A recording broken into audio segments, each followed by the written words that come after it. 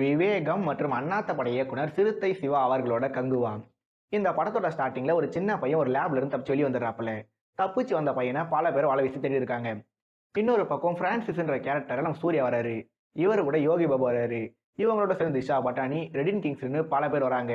இவங்க போலீஸ்க்கு ஹெல்ப் பண்றாங்கன்னு பல கதைகளை சொல்றாங்க. இப்படி இருக்கும்போது லேப்ல இருந்து எஸ்கேப் பண்ண அந்த சின்ன பையன் சூர்யாவை தேடி வராரு.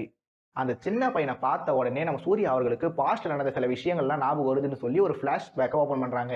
இதன் பிறகு என்ன, அந்த பிளாஷ்பேக்ல தேவாரா படத்துல வரா மாதிரி அந்த ட்ரைபு இந்த ட்ரைபுன்னு வாய்க்கு வந்த மாதிரி பல விஷயங்களை சொல்றாங்க.